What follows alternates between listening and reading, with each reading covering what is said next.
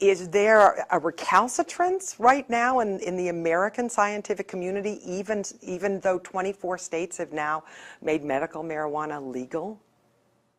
I'd say there's two things happening here. One is that we do tend to have a bit of an ethnocentric point of view when it comes to our science.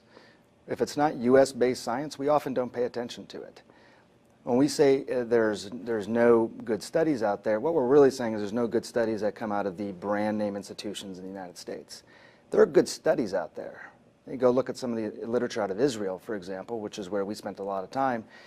You'll see some good studies. You'll see good studies even out of England, looking at conditions that people didn't even possibly consider. Spasms, for example, with multiple sclerosis, very challenging to treat.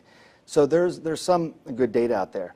The other part of this is that it's very hard to study a Schedule I substance in this country.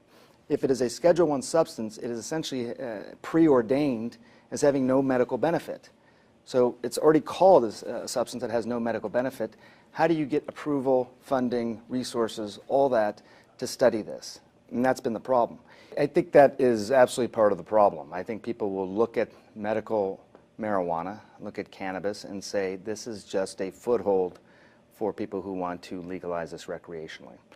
There is probably some degree of truth to that, although I think that, you know, when you look at any of these types of situations, and we've looked at all sorts of different medical advancements throughout history, the question is always, are we denying people who could potentially benefit from this something that could help them? I mean, that's the real balance here.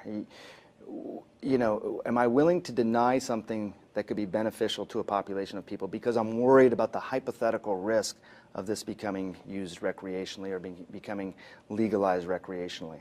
I don't know. Those are hypothetical questions.